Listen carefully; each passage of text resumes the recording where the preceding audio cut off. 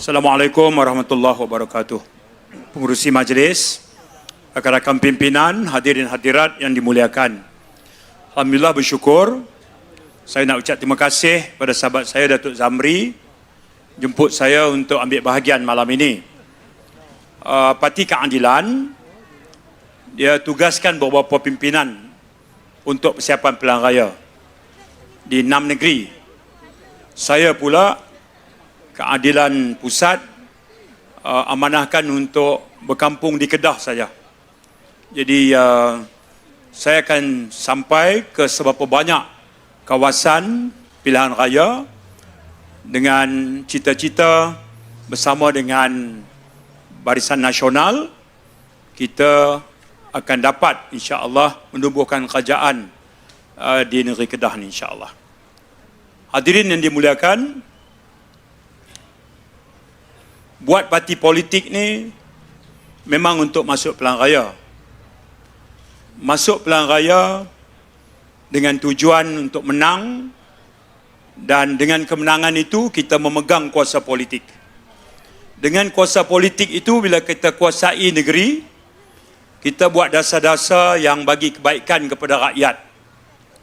Sebab itu dalam politik ni kita masuk mesti dengan kepahaman yang jelas. Politik ni ada tujuan dia.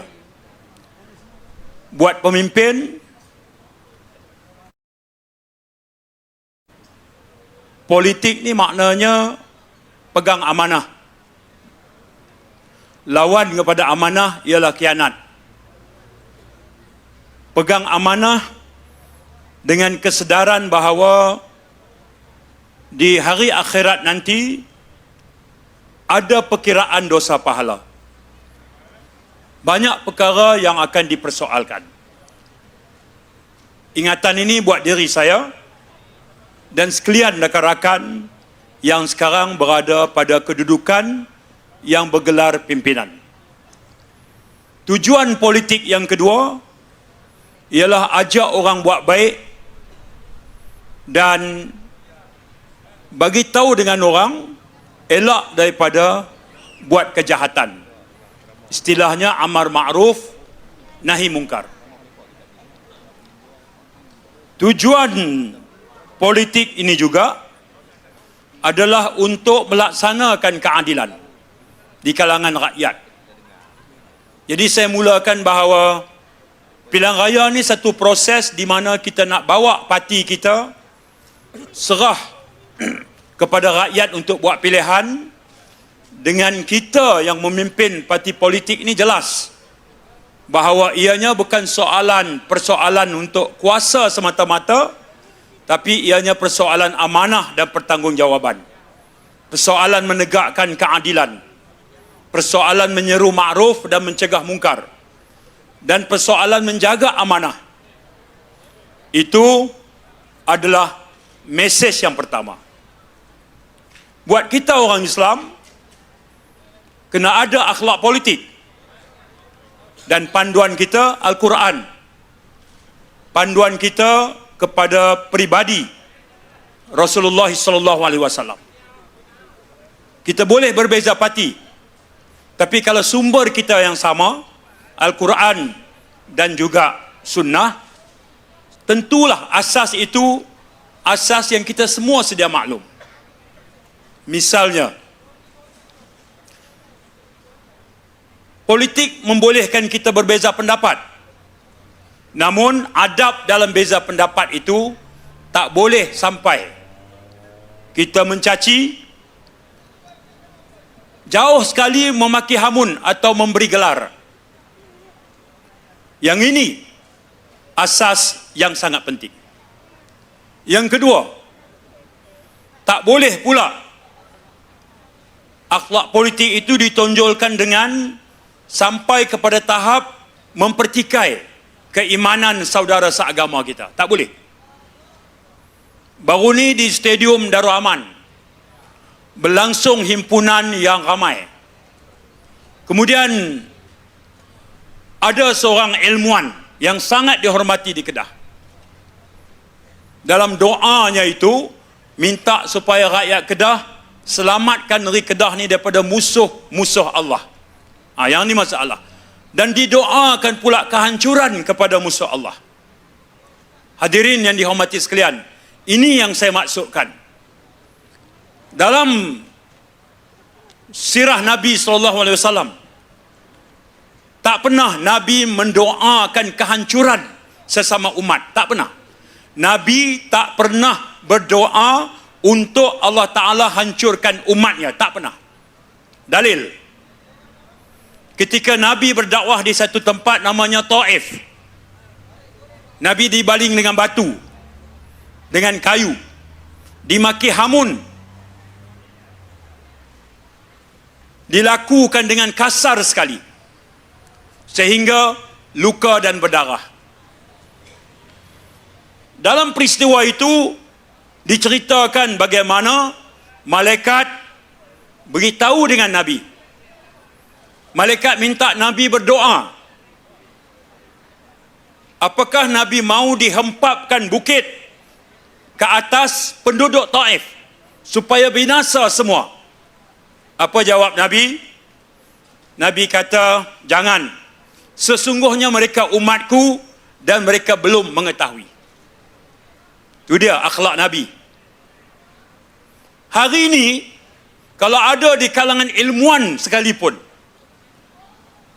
yang mengambil pendekatan bahawa berbeza politik boleh menjadi sebab untuk mereka berdoa supaya dihancurkan sesama umat Islam, maka saya mengajak rakyat negeri Kedah, tolak. Sebab itu bukannya ajaran agama. Kalau Nabi, saya katakan, tak pernah berdoa minta Allah Ta'ala hancurkan umat, pasal apa hari ini di kalangan orang Islam boleh sampai melihat saudara Muslim yang lain sebagai musuh Allah? Yang itu tertolak.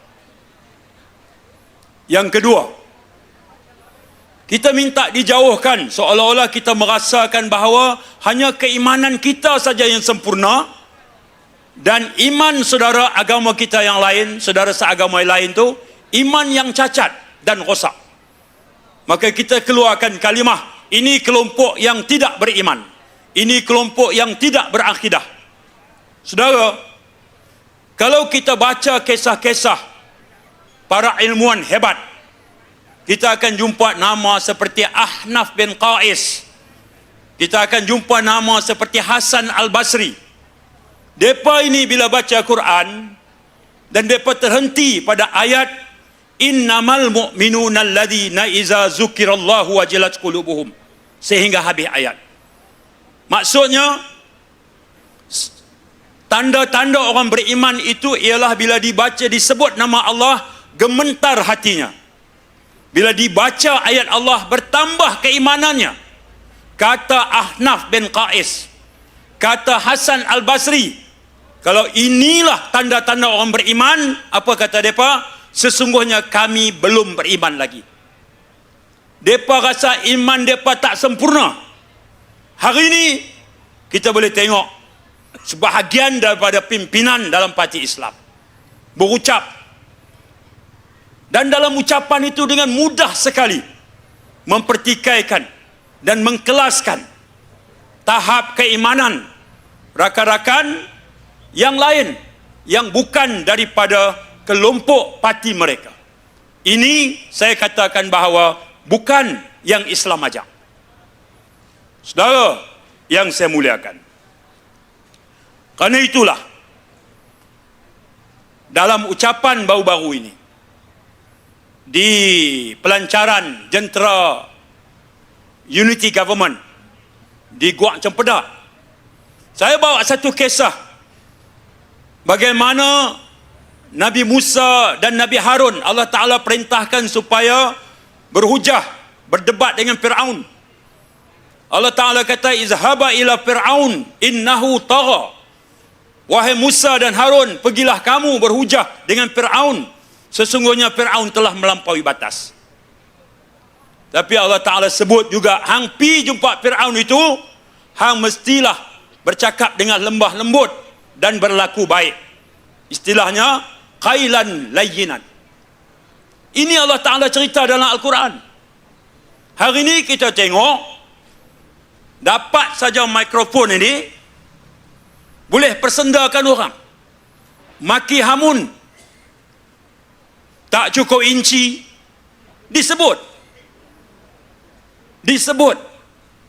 mempersendakan, meremehkan, memaki hamun. Yang ini, saudara, saya nak katakan bahawa sekurang-kurangnya, kalau kita jelas, politik ni mesti ada nilai, politik ni mesti ada akhlak, politik ni mesti ada adab. Karena itulah saya katakan bahawa di kalangan yang menyerang kita, memaki hamun, tentulah kalau mengambil kisah Nabi Musa dan Nabi Harun berjumpa Fir'aun, kita katakan kepada mereka bahawa kita yang kena maki ini tidak sejahat Fir'aun. Mereka pula tidaklah sebaik Nabi Musa. Kalau begitu, pasal apa boleh mempersendakan? Hari ini juga kita tengok, atas nama perbezaan politik, fitnah yang tidur itu dibangunkan semula. Kita boleh tengok di negeri Kedah ini, ada seorang yang kalau berucap, dia enjoy membangkitkan semula hal yang kita istilahkan sebagai qazaf. Qazaf, menuduh saudara Muslim kita yang lain melakukan perbuatan yang dianggap sebagai dosa besar. Dan ini Allah Ta'ala jelaskan dalam Al-Quran, perbuatan menuduh saudara Muslim yang lain yang diketahui kebaikannya secara daruri, dengan tuduhan-tuduhan yang dia enjoy, dia seronok. Saya kadang-kadang termenung bila tengok bukan sedikit kalangan yang faham Islam di kalangan mereka, tapi tak berani menegur tabiat dan perbuatan sebegini. Sekali lagi, kita katakan bahawa kalangan ini tak boleh kita benarkan lagi untuk terus memimpin negeri Kedah ini, kerana mudaratnya itu jauh lebih besar. Dan inilah yang menjadikan kita menghimpunkan kekuatan di kalangan penyokong-penyokong kerajaan perpaduan untuk berusaha bagi mengambil alih kerajaan ini. Hadirin yang saya hormati sekalian, dari segi tata kelola, saya baru ni sebut dalam siri-siri ucapan, saya sangat guided, sangat dipandukan dan sangat fokus, terutama dalam perkara yang melibatkan kepentingan negeri Kedah. Sahabat saya, Saudara Sanusi, dia kata, Saifuddin, hang Menteri Dalam Negeri, hang tak ada kerja ke duk cakap pasal Kedah saja? Saya kata, saya nak abang Tuan Sanusi, sahabat saya, Jemaah Menteri juga melantik saya sebagai pengurusi Majlis Tindakan Pembangunan Negeri Kedah. Tugas saya untuk menjelaraskan, memantau semua projek kerajaan persekutuan di negeri Kedah yang jumlahnya 1.6 bilion ringgit. Minggu lepas saya pergi loji rawatan ayak belah Bandar Baru. Esok saya nak pergi pula tengok loji rawatan ayak di Pendang. Lepas ni saya nak pergi tengok pula belah Kubang Pasu. Pasal apa?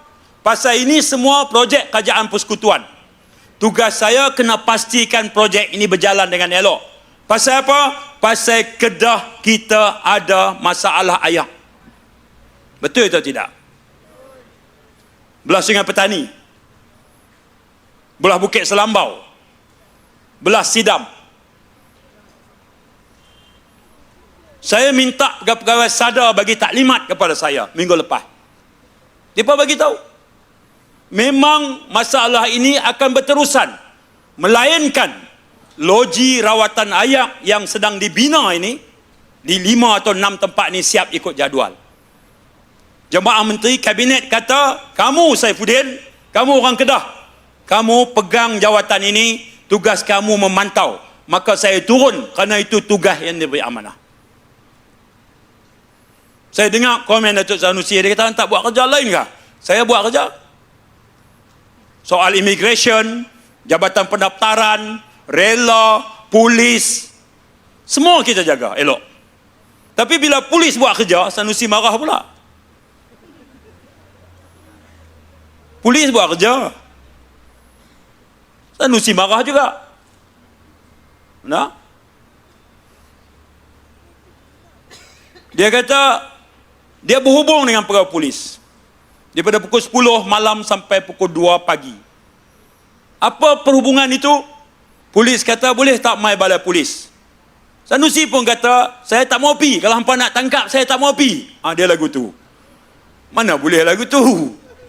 Kita ni jawatan apa pun kita, kalau dah kena, polis pun bukan panggil saja-saja.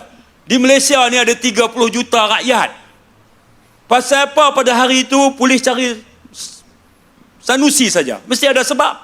Sebabnya macam disebut oleh penceramah terdahulu, Dewan Diraja Selangor buat report. Dewan Diraja Selangor bukan calang-calang orang. Ada bekas hakim Datuk Zawawi Saleh. Ada bekas ketua audit negara Amrin Buang. Mereka ni orang-orang terpilih yang tuanku lantik menduduki Dewan Diraja. Mereka ni lama sekali baru buat report, terutama dalam perkara yang berunsur penghinaan terhadap institusi raja. Negara kita ada rukun negara, kepercayaan kepada Tuhan, kesetiaan kepada raja dan negara. Sebut keluhuran perlembagaan, kedaulatan undang-undang, kesopanan dan kesusilaan.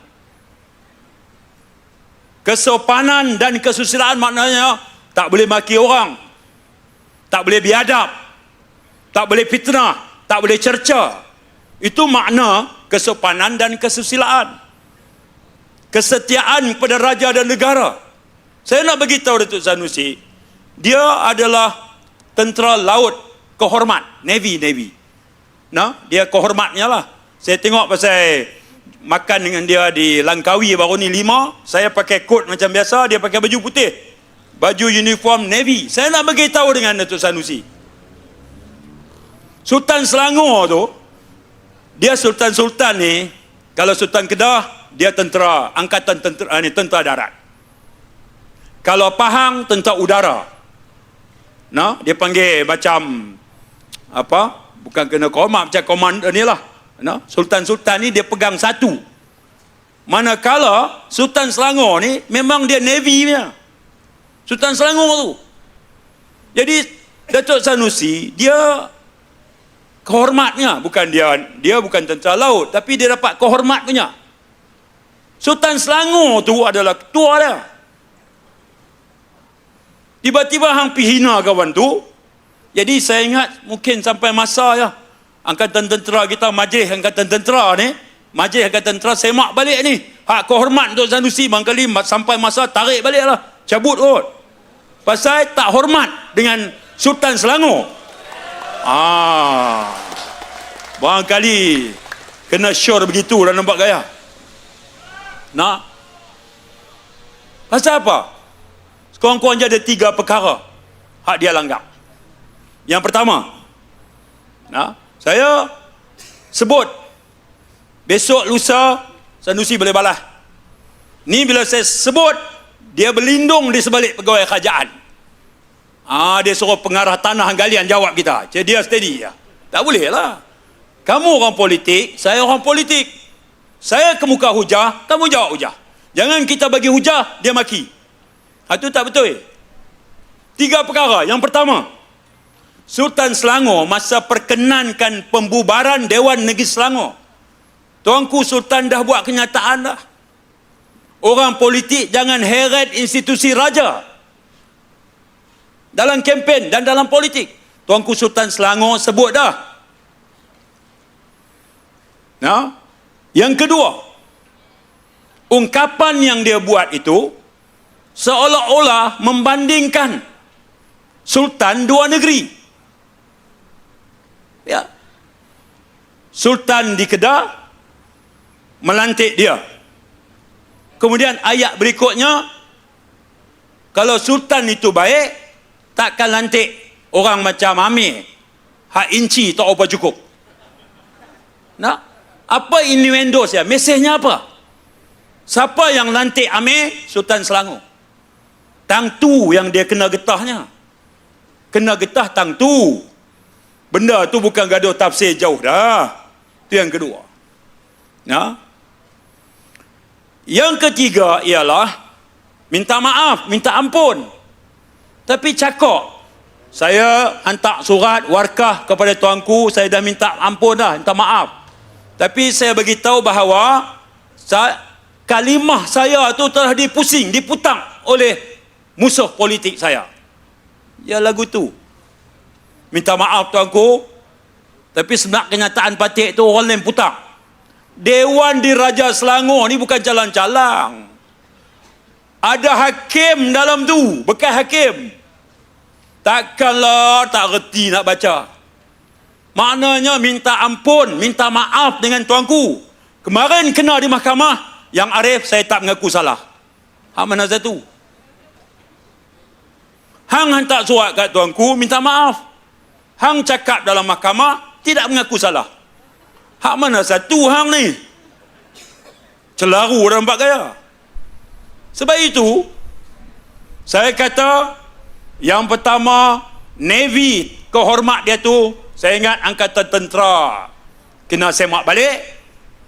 Yang kedua, saya kata bahawa apa yang dia ungkap di luar, dengan punca hak jadi sebab ni, saya tengok tak lari jauh dah.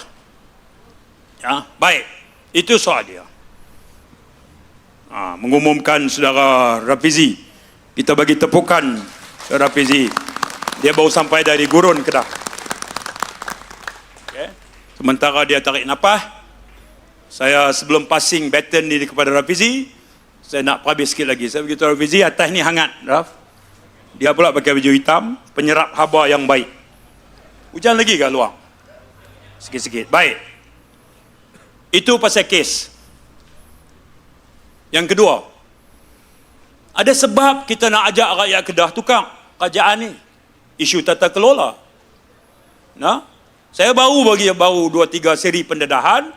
Saya sebut pasal kecurian nadir bumi.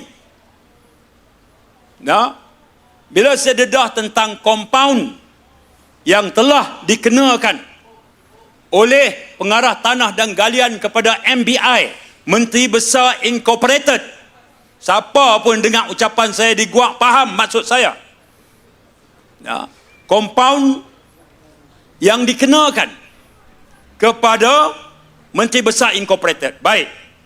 Nadir bumi ini ataupun rare earth banyak di kawasan Sek dan juga Baling. Banyak. Tuan-tuan, kemarin petang, Ketua Pegawai Eksekutif dan pengarah sebuah syarikat dah kena dah. Yang itu kita biar SPRM jalankan tugas. Tapi tugas saya untuk terus menyebut tang mana yang Menteri Besar Incorporated ni terlibat. Yang biar setiap kali kita sebut, hatta dalam Dewan Negeri pun, Datuk Sanusi akan tepih begitu je. MBI tak terlibat, MBI tak terlibat, MBI tak ada kena mengena dengan curi. Malam ni saya nak sebut, MBI tahu betul-betul bahawa kompartmen atau kawasan dia adalah tempat di mana berlaku kecurian besar-besaran nadir bumi, dan dalam pengetahuan dia,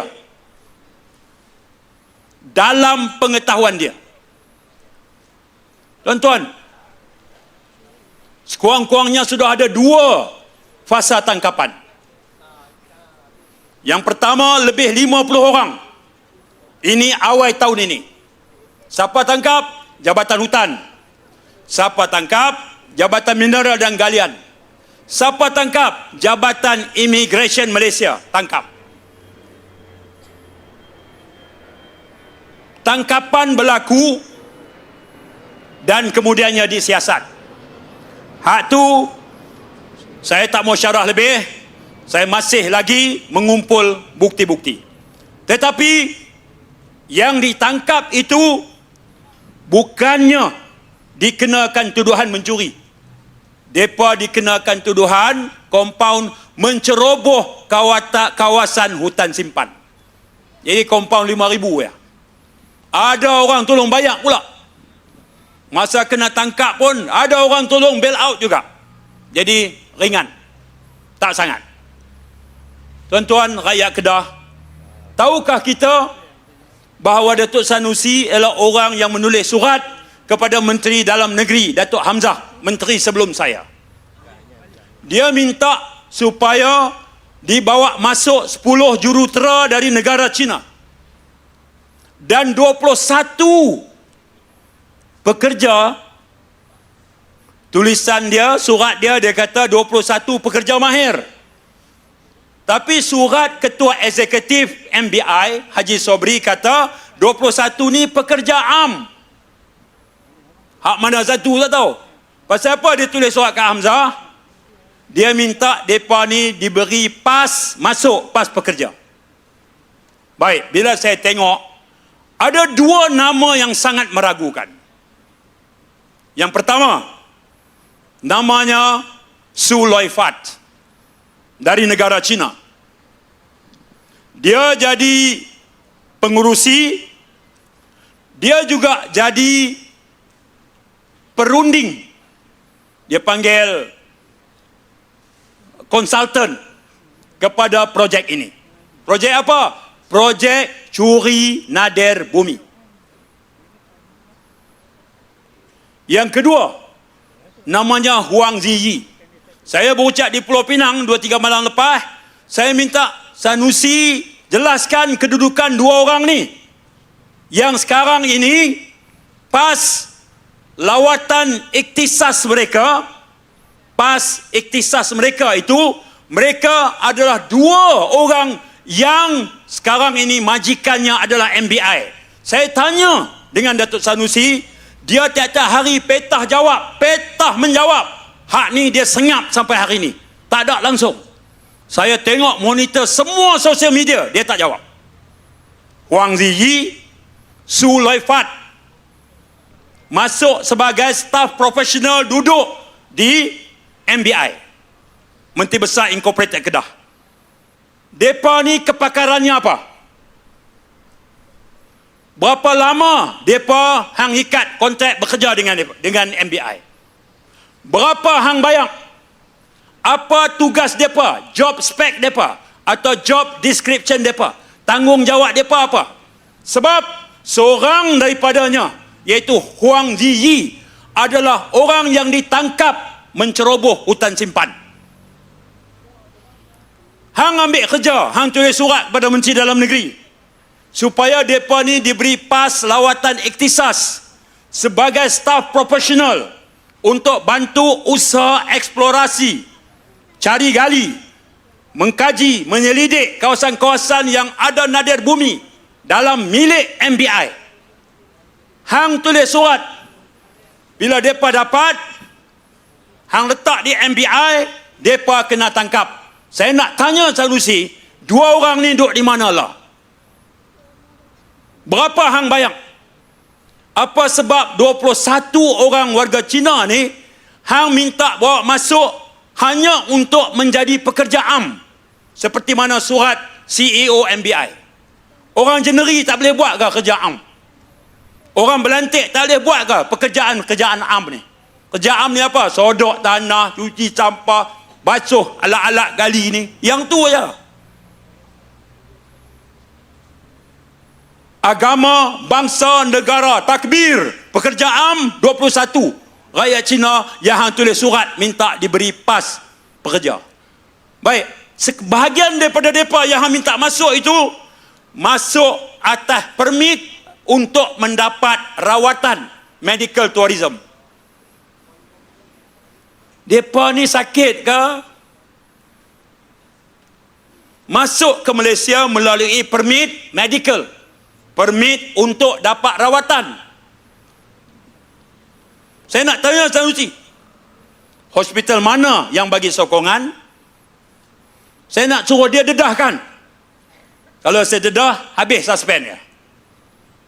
Saya tahu 21 orang tu nama apa, nombor pasportnya di mana, dia masuk pas apa, dia kerja di mana, bila masuk. Cuma kita nak bagi tahu bahawa pendedahan ini menunjukkan bahawa Sanusi sebagai Menteri Besar, Sanusi sebagai Menteri Besar Incorporated, Perbadanan Menteri Besar yang mendapat kawasan kompartmen nadir bumi, kemudian melantik dan membawa masuk beberapa pekerja dari negara China. Berlaku dua tangkapan. Tangkapan pertama tidak kurang daripada 380 kampit nadir bumi. Ini bukan eksplorasi lah, ini curi. Lesen eksplorasi maksudnya kalau kita nak bangunkan, nak usah hasil kawasan nadir bumi, kita tak tahu banyak mana kandungan dia. Kita akan minta lesen meneroka.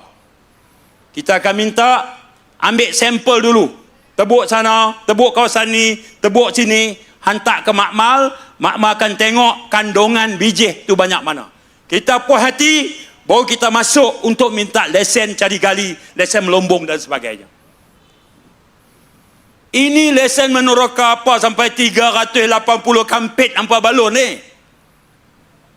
Saudara, semua tu dapat kerana ada surat daripada Ketua Eksekutif MBI yang memberi lesen kepada mereka ni untuk korek. Baik. Hak ni saya tamat tuan dulu. Esok saya nak dengar Datuk Sanusi jawab ke tak? Hak lain semua dia ulas. Dia kena tangkap 3 paki, polis jahat. No? Amir tak cukup inci. Okey? Yang Arif Hakim, saya tak mengaku salah. Tuanku Sultan, saya minta ampun. Tak apa. Law, saya kata, tolong bagi tahu. Su Loi Fat dan juga Huang Ziyi. 2 warga Cina yang hang tulis surat minta Hamzah Zainuddin bagi pas lawatan iktisas. Plik. Pas lawatan iktisas mana profesional lah. Orang yang profesional. Seluruh Kedah ni tak ada hak secerdik 2 orang ni kalau bab nak melombong nadir bumi. Tak ada. Hak depan saya ni semua tak ada. Tak ada kepakaran. 2 orang ni saja yang ada kepakaran yang Sanusi buat masuk dari China. Pas iktisas. Seorang kena tangkap, seorang lagi hilang. Saya nak tanya Sanusi, pasal apa hilang? Jadi, saya tinggalkan dulu soalan-soalan itu. Esok saya ada di Kedah. Saya harap Sanusi cepat-cepat buat siaran malam ini. Kalau boleh suruh pengarah tanah galian Kedah jawab, lagi bagus. Lagi nah, lagi oh dia jawab. Saya tak lari mana. Esok saya ada di Kedah. Nah, sampai hujung minggu ni saya ada di Kedah. Sanusi jangan risau. Kementerian Dalam Negeri itu teratur elok, tak ada masalah. Saya akan bagi masa di sana dan bagi masa di sini. Kerja kuat insya-Allah sehingga kita boleh bentuk kerajaan. Kita minta Sanusi turun, kita pula mulakan sebuah pemerintahan baru di negeri Kedah. Saya kira sekadar itu, tak boleh cakap lebih bila timbalan Presiden ada di depan. Kena jaga Nurin. Nak politik nak lama ni dia kena tahu. Jangan duk pederah tak tentu ala.